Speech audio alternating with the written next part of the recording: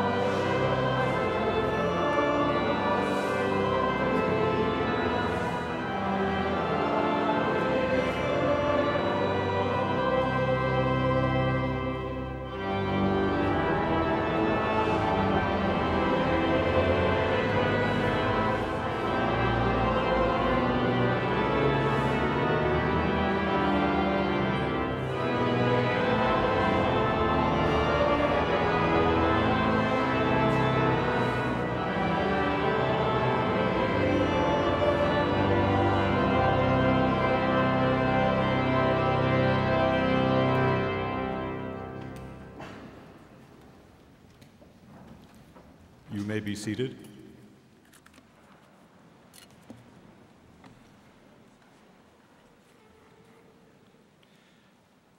I welcome you to the Founders Day Convocation, which is an opportunity for the Duke community to remember the history that created this university and to recognize the contributions of our students, faculty, administrators, employees, and alumni who continue to make Duke every day. You remember that Trinity College moved from Randolph County to Durham in 1894. And in 1901, Trinity College had its first Benefactors Day to pay tribute to its great patron, Washington Duke, who had enabled that move. Over a century later, we still gather to pay tribute to the first builders and supporters of this place and all the members of our community who've made the university what it is today, that is, a most remarkable place to learn. This year's occasion is the 109th anniversary of Founders Day. It gives me great pleasure that members of the Duke family, including Mary Siemens, can be with us today. Their presence is a wonderful reminder of the generational links and the proximity of our origin to us now. It is now my honor to introduce today's speaker, Robert King Steele. Bob Steele's whole career has exemplified the Duke value of knowledge and service to society. Few have rendered such varied service, and few have rendered service at such consequential level. Bob has been a leader in the financial services industry, with roles as vice chair of Goldman Sachs and later as president of Wachovia. In the public sector, he has served as Undersecretary of the Treasury for Domestic Finance, and since August 1 of this year, he has a new job as Deputy Mayor for Economic Development of the City of New York.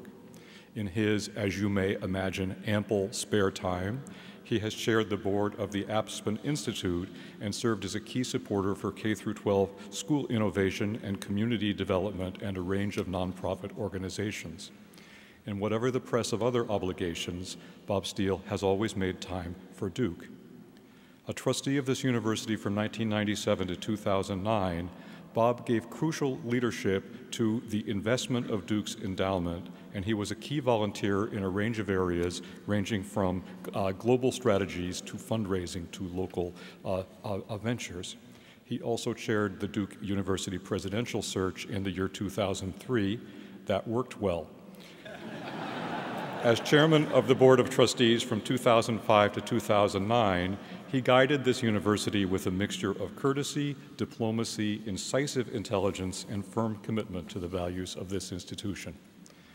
Bob is also a symbol of the historic and ever-deepening ties between Duke and Durham.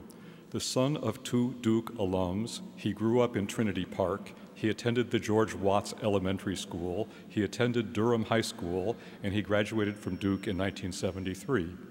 He was the first Durham native ever to be named the chair of the Board of Trustees, and in all his involvements, Bob has been at once ambitious for this place and respectful of its traditions, at once a global thinker and a person of unsurpassed local knowledge and devotion. Please join me in welcoming this year's Founders Day speaker, Duke alum and steward, Robert Steele.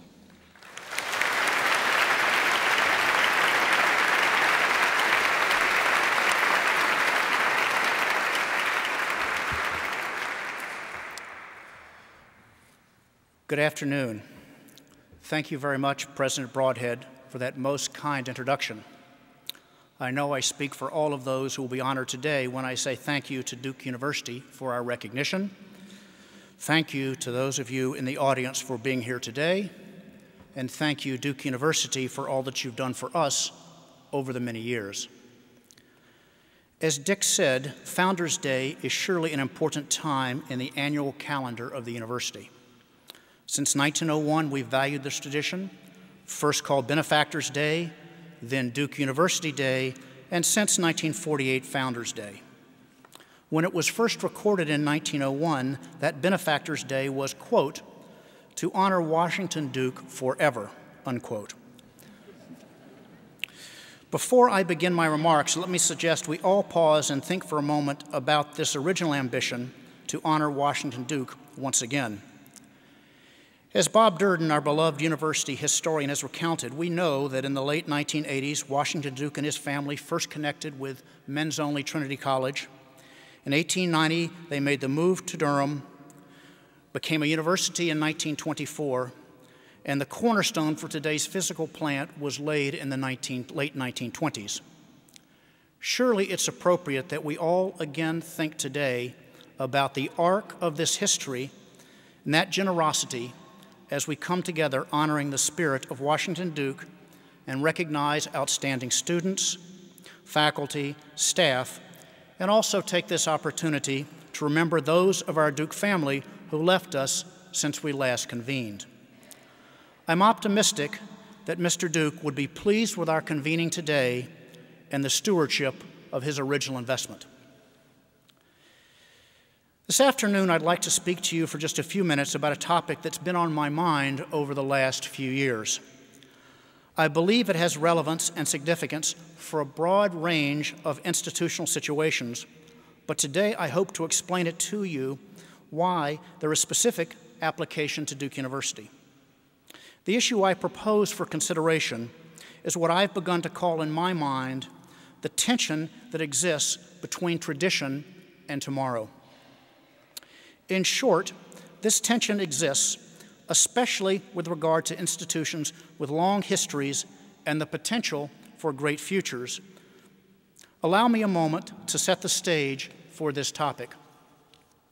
By tradition, I mean the values and the practices that have historically associate with institutions such as Duke University.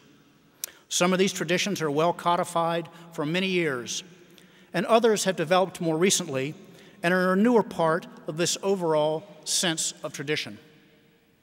Now, what do I mean by the offsetting tension of tomorrow? It's become increasingly clear in recent years a great history does not guarantee a special place in the future, but instead it is the combination of strong historical tradition with a constant refreshing of those traditions, coupled with the introduction of new elements which can form the basis for the future foundation of truly great institutions. Or similarly, if people don't have these proper ingredients, then their future will not be assured. My goal today is to take this time with you to frame this discussion briefly, provide some specific examples of those traditions from our past which I believe will be important for our future, and also suggest what I believe are the new elements that should be added so as to ensure an even brighter opportunity for our institution. The goal is not to criticize, but instead to challenge as we plan to go forward. Given the rapid rate of change in today's society, it's even more important, I believe, to take the time to clearly decide what are these foundation blocks we wish to be our most important fundamentals. The rate of change in our world is clearly accelerating, and in the years ahead, the rate of change, I think that's the second derivative if my calculus is correct, will even be greater. I guess that also the position of research universities has never been more important with regard to their overall position of authority and the potential to be leaders in society. This is a function of two things. First, the incredible preeminence of our strong universities in this country, and second, the reality of the devaluation of many other historically strong institutions around our country. So the situation in my mind is as follows. First, our university is important and has the potential to be even more so. Second, our traditions are critical to what we are and what we can be, but some are more important than others, and some assets of the past may actually be liabilities for the future. And thirdly, the future by definition is uncomfortable and unknown, but with great promise for Duke. It's also coming at us at a faster rate than ever before. Therefore, we should actively review, consider, adjust, and in some cases add to these ingredients of our past traditions. It's an active but uncomfortable process and one that warrants our efforts. So how do I organize these traditions, which I think should be the important components of our institution going ahead? Some, as I said, are the same. We should be committed to the very best scholarship and teaching in all the important areas. As a university, Duke has the correct footprint, and now we must excel in all the areas that we've made a commitment to. Next, and in a good place already, we should similarly be committed to offering access to the best applicants without regard for their ability to pay. As our resources are limited and the privilege of opportunity offered by Duke is extraordinary, we should be exceedingly demanding of both our faculty and our students. We should also be much more focused on measuring what we have done than we have historically. I believe this is a significant area for improvement. In his recent book, former Harvard President Derek Bach confessed to the discomfort and difficulty of this commitment to measurement, but then concluded that this was an area where universities have not lived up to what one would have expected from institutions with the word research in their name. Additionally, we should continue to even more actively collaborate with our neighboring institutions. While much has been done, Cohen Professorship, collaborations with Latin America and Caribbean Studies, Germanic Studies, library resources, and the Robertson Scholars, we must push hard on this opportunity. Having superior local institutions with whom we can partner is a competitive advantage for Duke. Nextly, with regard to the globalization of the world around us, Duke has made much progress from when I first came. But surely the connectedness of this planet will only increase, and our commitment to preparing our students for this very different world must be steadfast and forward-leaning. In my own personal view, curriculum, programs, faculty, and students are more effective levers to globalization for Duke than additional physical facilities around the world. As I think about ingredients to our future, that maybe we haven't been exposed to yet, there are several. Technology has changed the world more than any of us would have ever imagined. The reality is that because of the more frequent refreshing of students than faculty, our teaching methods are not in line with the technological aptitude and standards of our students.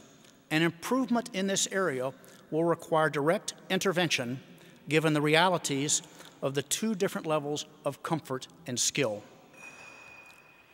In a way related to technology is my view that we must run our institution with more transparency and openness than has historically been the case. There is a revolution in corporate governance where all the different constituents want to know more and be more involved than they have historically. Duke is large, significant, and doing important work. And all the members of the Duke community are even more interested in what we are doing. People will speculate with regard to our plans, our ambitions, and our motives, and the best antidote to any misconceptions is more accurate information. The decisions that have been made privately in the past should now, in my view, move to more public consideration. Surely this will be on occasion uncomfortable and unpleasant, but in my view, all worth the price. Lastly, let me refer to leadership. Here, the challenge I make is that we target a new level of leadership that distinguishes from our peer institutions. We are in a cohort of wonderful institutions, but our goal surely should be to be outstanding among this group. When President Sanford described outrageous ambitions, he didn't have in mind shooting for the middle of the pack. By definition, outstanding will mean doing things that others are not. One good example where our institution has taken this quite seriously and of which we should all be proud is the whole spirit of Duke Engage and the highlighting of service to society, knowledge and service to society.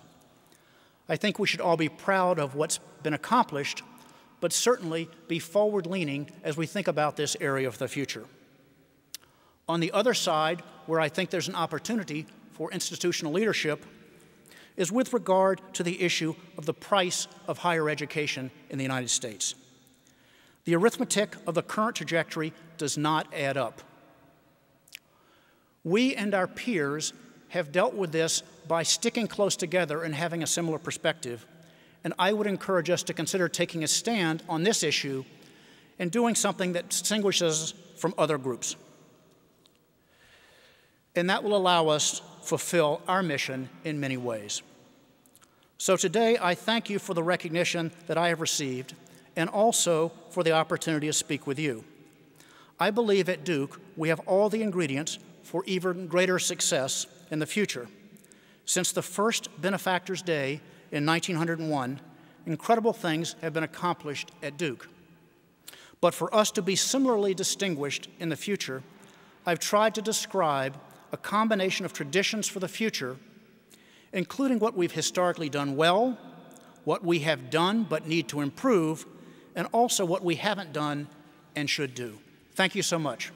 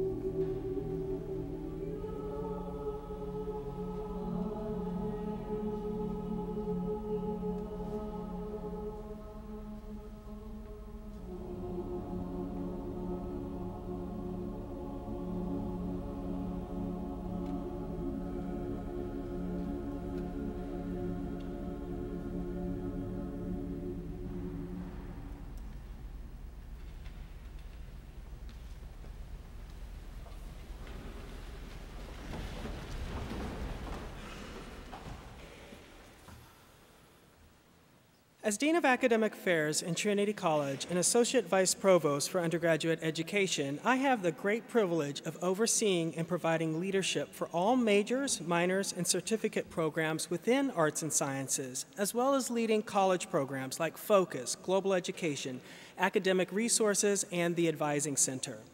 I get an opportunity to meet amazing students, all with different backgrounds and talents, which makes the introduction of our undergraduate scholarship recipients all the more meaningful to me.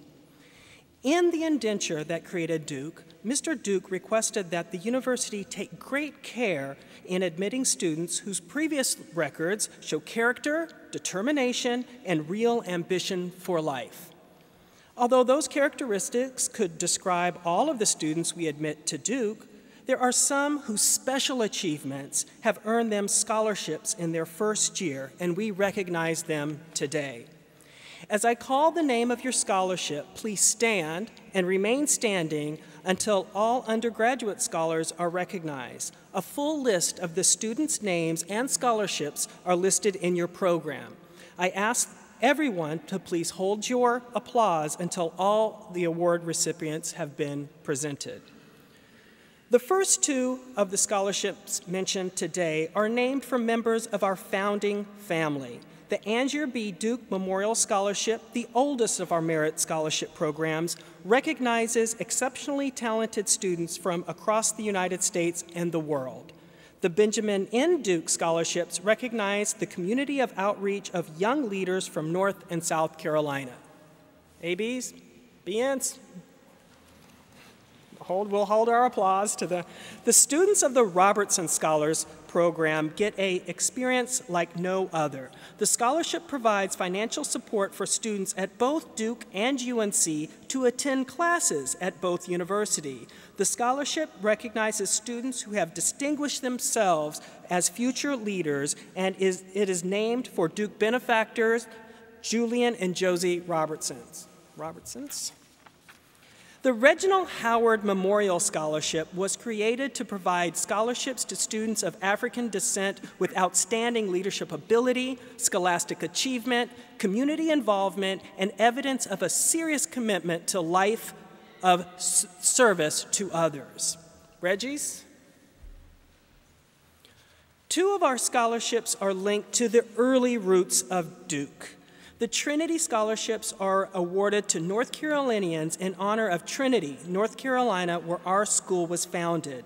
The Braxton Craven Scholarships, established in honor of Trinity College's first president, recognizes the accomplishments of students from Davidson County, North Carolina. Trinity and Braxton. Alumni support is a very important part of the Duke experience, and the creation of a scholarship program by the Alumni Association in 1979 is a great example of that support.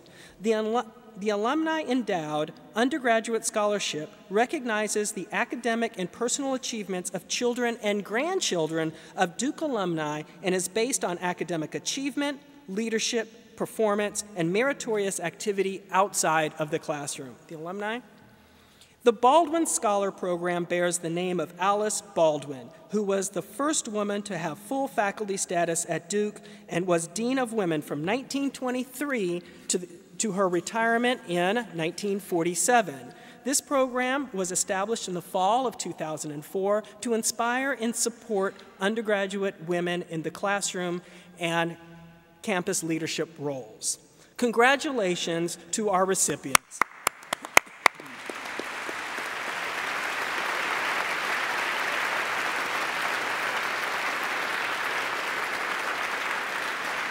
Thank you for your contributions you are making to Duke in and outside of the classroom. You may be seated.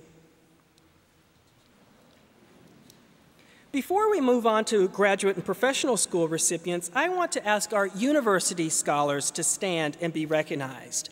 The University Scholar Program is unique in that it brings together undergraduates and graduate and professional school students to participate in interdisciplinary study. The Graduate and Professional School Fellows play a special role in this program as they serve as intellectual leaders and mentors to the undergraduates in that program. We want to congratulate the University Fellows.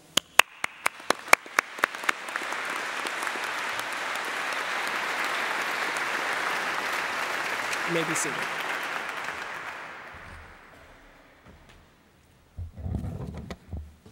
As the university's Chief Academic Officer, it is my pleasure to acknowledge the achievements of our graduate and professional school students. From the early days of the university, graduate and professional school students have not only pushed the boundaries of scholarship and research, but have also played important roles in teaching and mentoring our undergraduates, as you just heard. This tradition of scholarship and teaching continues today and is exemplified in our next set of awardees. As was just done, I would ask the student recipients to stand as I call the name of your fellowship and remain standing. A full list of the students' names and fellowships are listed in the printed program. The James B. Duke Graduate Fellowship and the Dean's Graduate Fellowship provide funding to identify, attract, and develop outstanding scholars who wish to pursue a program leading to the PhD in the graduate school. The Stern Dissertation Year Fellowship and International Research Travel Fellowship were created especially for students in the dissertation phase of earning their PhDs. The Stern Fellowship is awarded to students who are at the writing stage, and the International Research Travel Fellowship allows for students to conduct their dissertation research abroad. Since many graduate students are actively engaged in teaching, the university recognizes those students who have excelled in the classroom. The Bass Instructorship is awarded to graduate students who have demonstrated outstanding qualities as teachers. The Pratt Gardner Fellows is a first-year engineering graduate student scholarship program established by the Gardner family in honor of Duke Civil Engineering alumnus William H. Gardner, Jr. This fellowship program supports active graduate students who are helping develop a scholarly community that promotes interdisciplinary exchange. Thank you, scholars, and now applaud.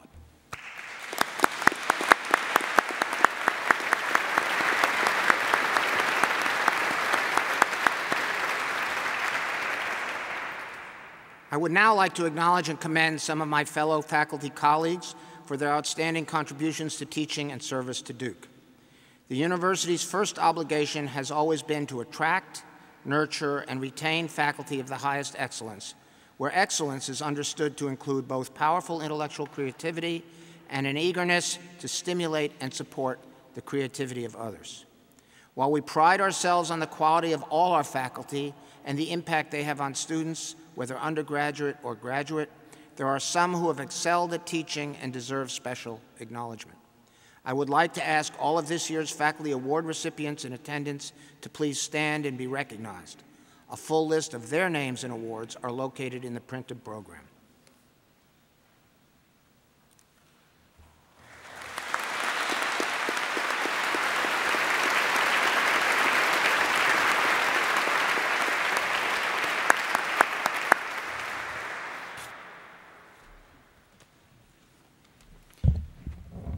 There are over 33,000 employees who work in support of Duke's mission of teaching, research, and medical care.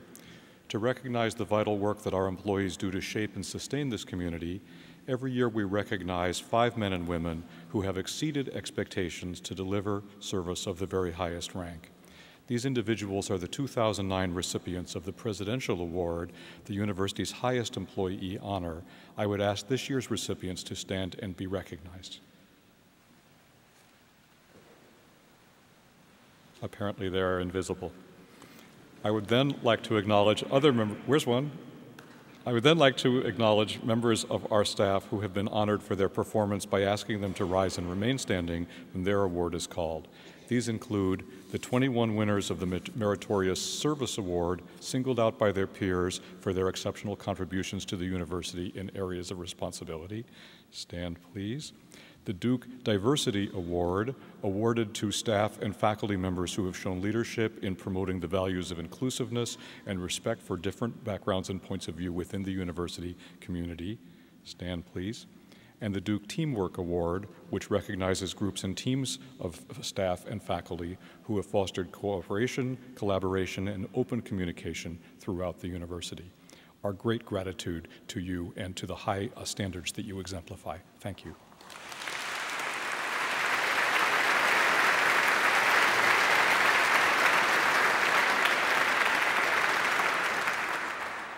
Next, we're going to honor some individuals who deserve special recognition for the quality and endurance of their contributions to Duke and society. We have invited them to sit up here on the platform, and I will invite them to stand as we recognize them. First, the University Scholar Teacher of the Year Award was established in 1981 by the Division of Higher Education of the Board of Higher Education and Ministry of the United Methodist Church. This award annually recognizes an outstanding faculty member for his or her contribution to the university through teaching, research, and service. Ellen Davis, the Amos Reagan Kearns Distinguished Professor of Bible and Practical Theology, is the 2010 award recipient. Come closer.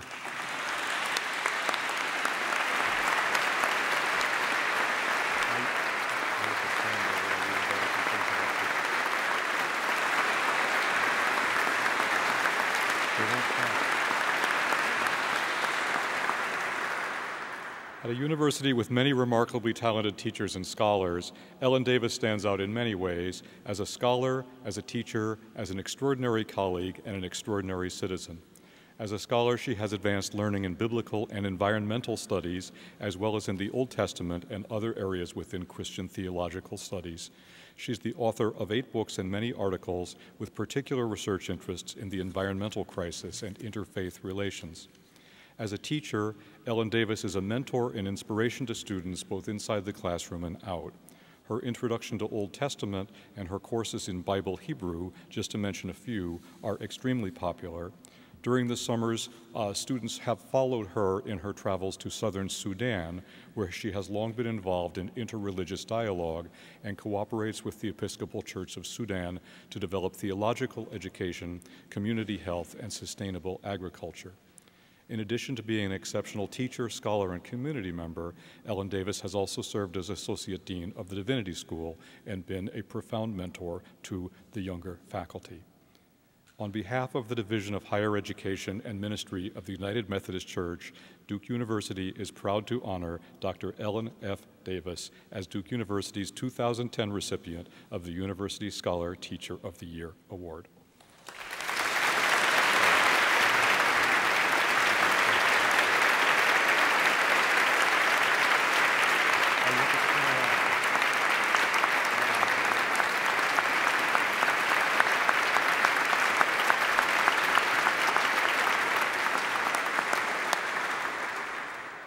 He stood up, so he ruined my surprise. I would now like, sit down a minute. Okay. I do what Ellen did. I would now like to announce this year's recipient of the Alumni Distinguished Undergraduate Teaching Award, Professor of English Thomas J. Ferraro.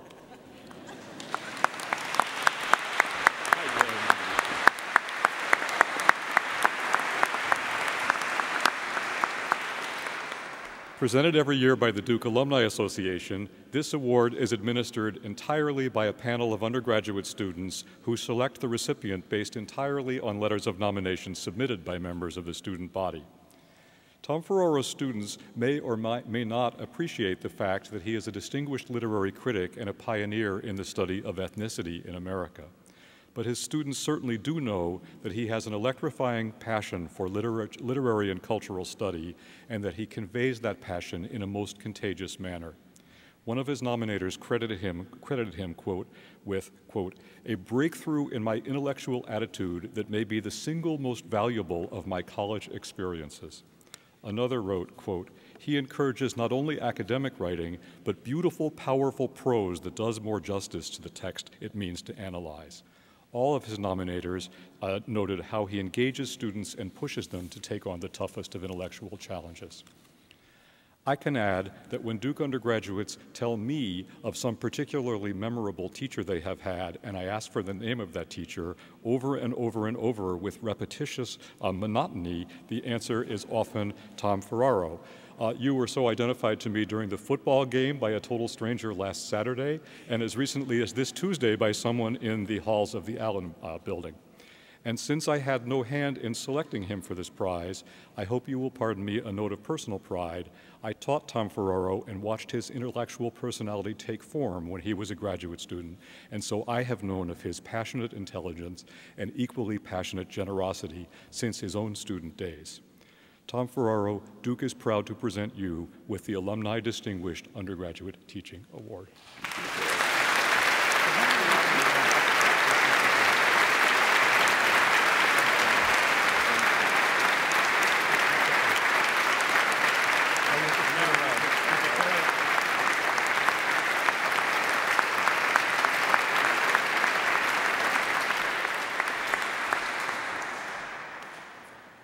The Distinguished Alumni Award was established in 1983 and is the highest honor given by the Duke Alumni Association. It is presented to alumni who have made significant contributions in their own fields in service to the university and for the betterment of humanity. From nominations made by alumni, faculty members, trustees, administrators, and students, the Duke Alumni Association has suggested Harold L., or as he is universally known, Spike Yo, Jr., class of 1958, as the 2010 Distinguished Alumni Award recipient.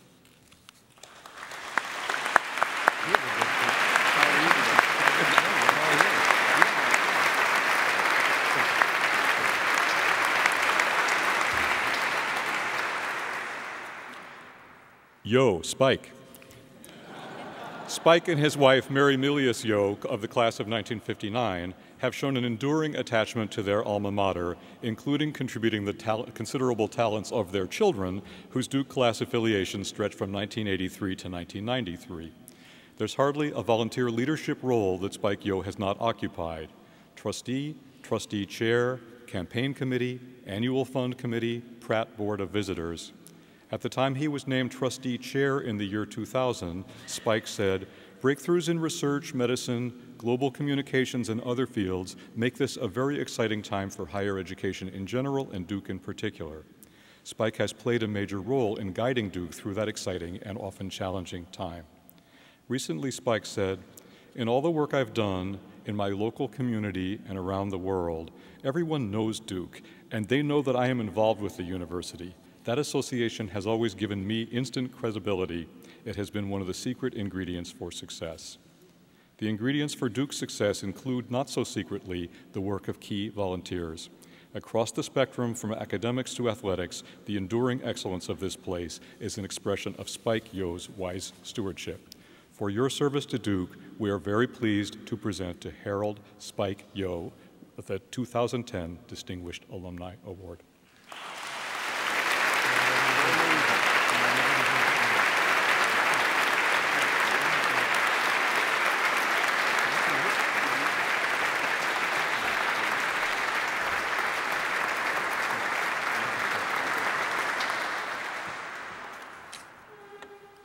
Almost 20 years ago, the idea was born to create a special award to recognize extraordinary service to the university. It was agreed that this award would be reserved for those who have close ties to Duke and whose contributions have made unquestionable and long-lasting impact on the life of the institution. The award medal is symbolic both of the university and its mission, bearing the seal of the university and the motto Eruditio et Religio. It honors selfless devotion to education, public service, and the values of this great university. This award is called the University Medal for Distinguished Meritorial Service, and Duke is pleased to honor two recipients today, Professor Jean Fox Obar and Mr. Robert King Steele. First things first. Some years ago, Jean Obar, this is Jean Obar.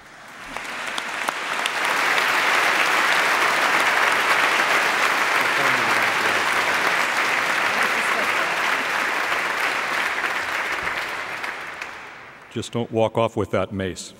Oh, no, I'm holding it for you. Some years ago, Jean Obar gave a talk in which she mused about the qualities of leadership. She said a leader needs to step outside the daily world as she knows it and imagine the world otherwise, envisioning being the precondition to making the world otherwise.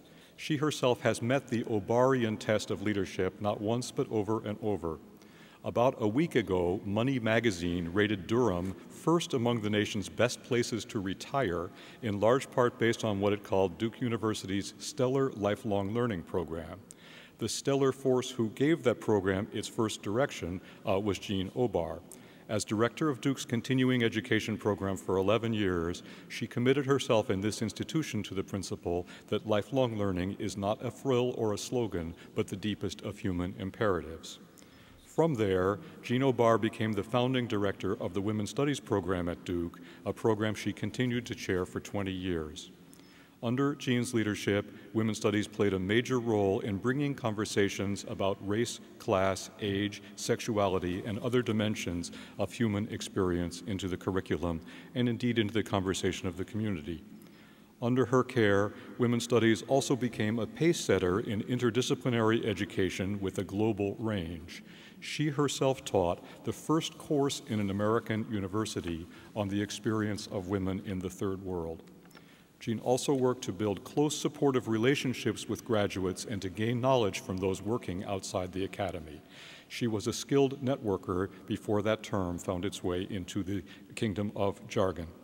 Today we are pleased to recognize the significant leadership and enduring achievements of Jean Fox O'Barr with the award of the University Medal.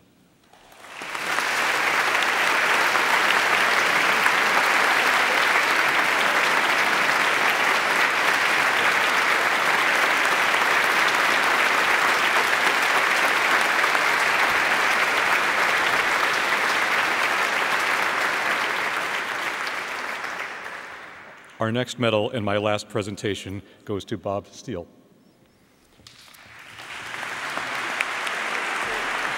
You again. I've already recognized many of Bob's official accomplishments both outside and here at Duke. Rather than repeat the list of his official accomplishments, here let me cite a few of the traits of character that has made his performance in those roles so outstanding. Those traits would include modesty, devotion, seriousness of purpose, powerful analytic intelligence, extraordinary conscientiousness and attention to detail, immense curiosity, and absolute respect for others.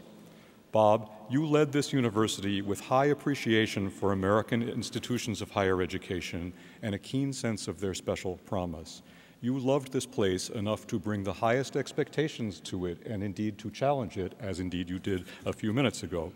Every day you served as chair, you also acted as if it were your immense privilege to belong to the family of this great university and to help it in reaching its potential. With appreciation for your contributions as a public servant and your loyalty to this school, Duke is proud to bestow on Robert King Steele the University Medal.